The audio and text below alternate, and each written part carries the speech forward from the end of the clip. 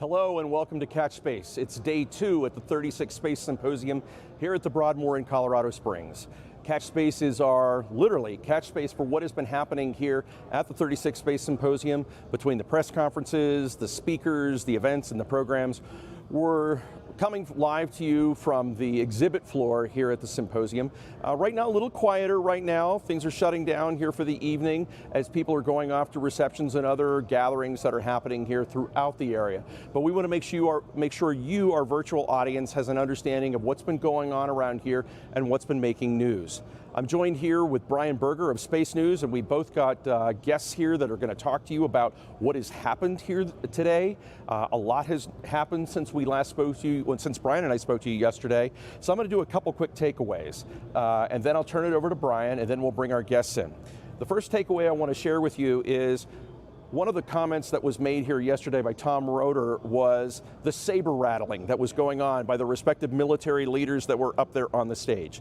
They made no illusions. They called Russia and China out by name. This is a little bit of a unique type of aspect, but given that Space Foundation hosts this particular program and hosts all the media operations, I have had quite an interesting day of media requests. And it seems that I will say the Russians are listening. And why do I say that? Well, at the very, very beginning of the program, I had one Russian media outlet that was looking to cover. Today I have 4 more. And I think it can be said that some of the comments that were reported by the journalists that have been here have caught the attention there. So it is very interesting to have some new media that have from Russia that have popped in here. We've got already over 140 different media from around the world that are participating in person and virtually. But we now have TASS, we now have Sputnik News and ITAR TASS that have joined us. So again, the Russians are listening, so I want to share that with that obviously the comments of yesterday have caught people's attention. Second thing I wanted to mention, takeaway, is also a follow-up from yesterday, supply chain issues. And while we talked about some of the parts and some of the workforce types of issues, interesting comment reported by Space News today. Gwen Shotwell of SpaceX shared that if you've got any spare liquid oxygen, she would love for you to give SpaceX a call as they look to a very, very aggressive launch schedule that they've got and obviously need that to do what they do. The final piece, a takeaway, really goes to some comments that were made at the Warfighter lunch today by General Shaw, who is the Deputy Commander for Space Command. And he was talking about how the first chapter for the Space Warfighter is being written today. Had some very, very powerful remarks. I'll be following up a little bit more on that with a closing thought. But I also want to echo some other military thoughts that were shared last night that General Hyten, Vice Chair of the Joint Chiefs of Staff, made last night. He did not avoid, by any circumstance, by talking about Afghanistan.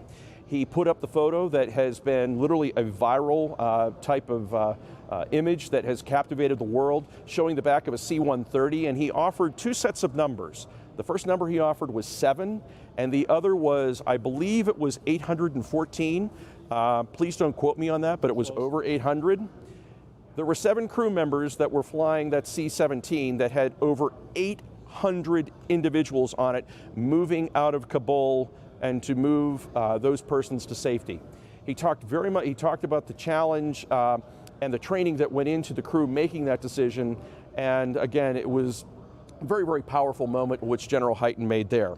The other piece that General Hyten offered in that is he made the very clear point, Russia and China are telling us what they're going to do. They've made no illusion about it, and there's a quote that I will offer here. Quote, "All we have to do is pay attention," end of quote from General Hyten. Those comments certainly reverberated through the audience and echoed through today's activities. But I now want to turn it over to Brian Berger of Space News, who's going to give us some of his takeaways from today. Thanks, Rich. I too have noticed that supply chain stress is on everybody's mind, and there's been some examples that have been given and some implications, and we'll talk a little bit about that in just a moment. The thing that caught my ear today was space race with China. That's what NASA Administrator Bill Nelson said today during the major panel discussion with heads of agency from all over Europe and a few other parts of the world.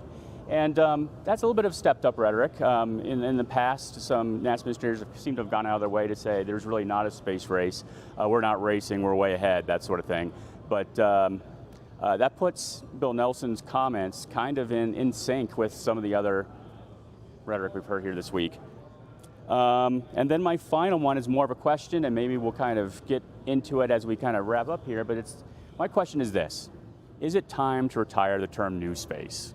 Right? Everybody's been using that term for a long time. Does it have any meaning anymore? Is everybody new space? Is everybody a new space except for a few holdouts? So I'll get Jeff's thoughts on that. And actually, that's a good segue. Yeah, it's a good opportunity to bring Jeff in. So this is Jeff Faust from Space News. Jeff, what's your thoughts about the new space terminology?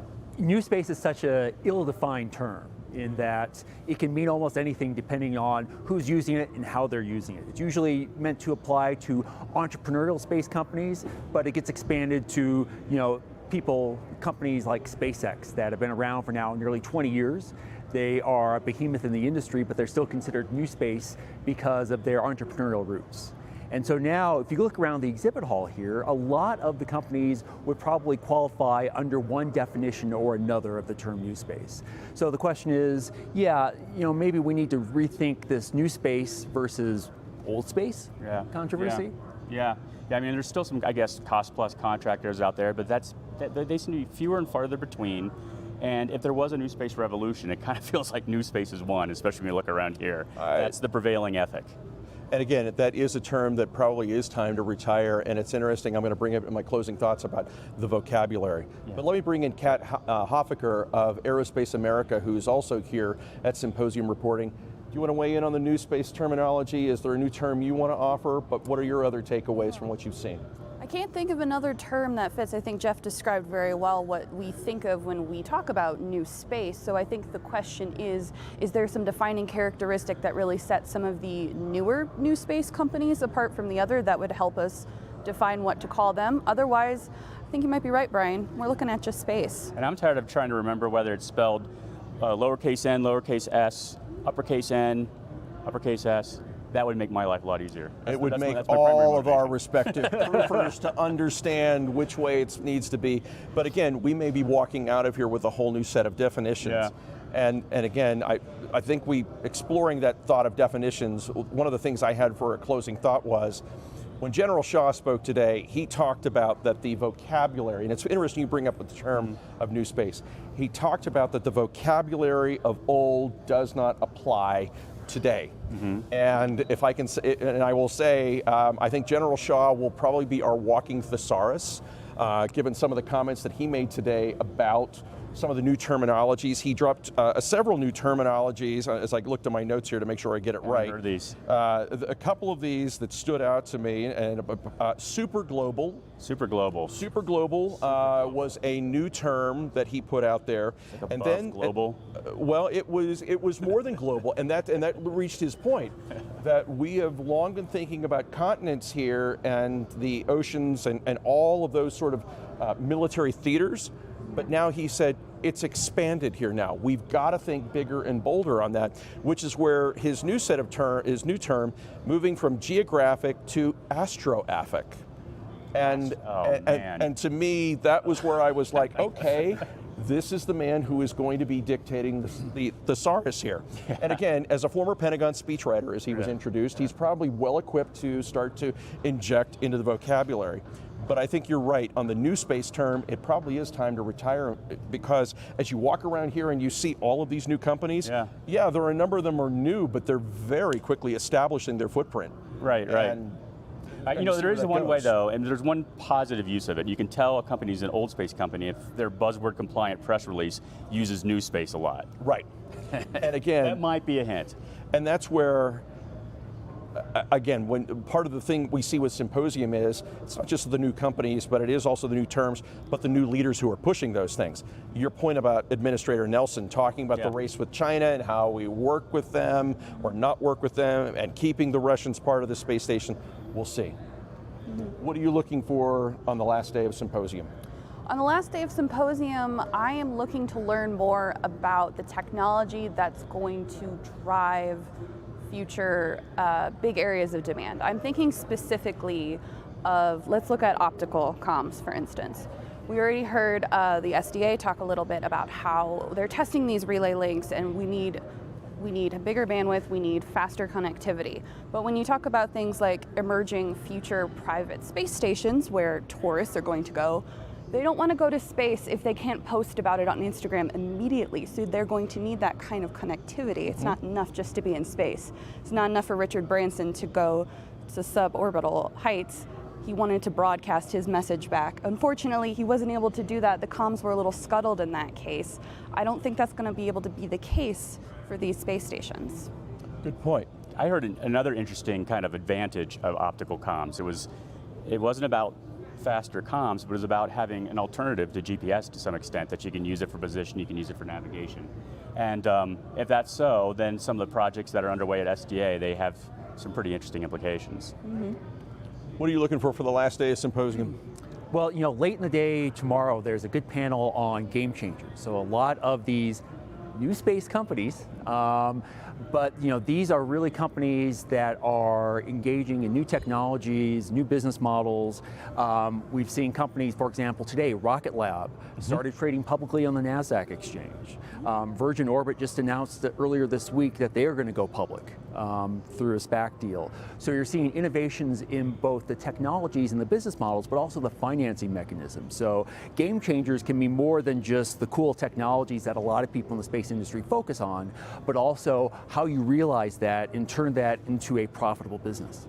What's the dot-com equivalent of suddenly, capital flush space companies? That's the term we need, I guess, at this point. We need to come up with a term for these companies that now have hundreds of millions of dollars of capital through these deals, but also have very ambitious goals for new launch vehicles, new spacecraft, satellite constellations that are going to need all of that money and maybe more to accomplish.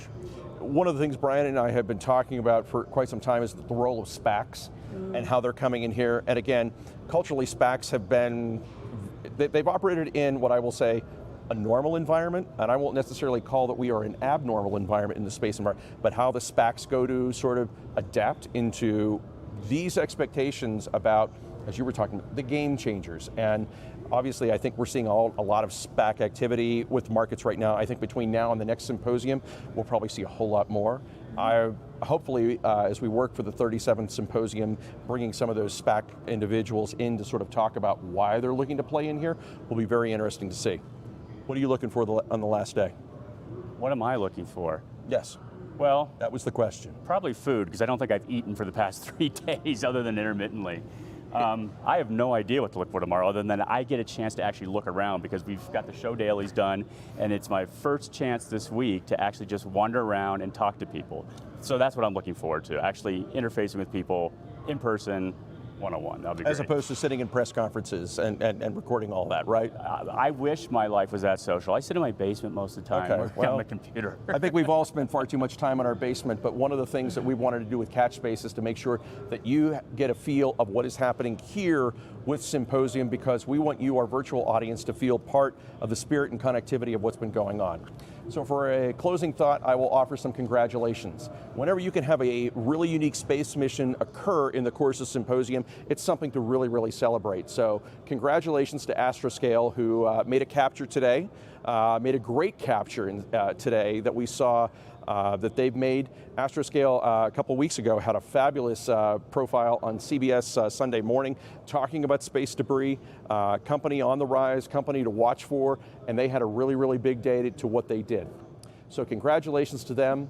Tomorrow we will come to you a little bit earlier as the symposium starts to come to a close. All of this stuff has to get out of here for the next program, but we will be bringing all of it back together in April for the 37th symposium, but we still have one more day for you. Thank you very much for joining us. This is Catch Space. I'm Rich Cooper for Space Foundation, and we'll see you tomorrow.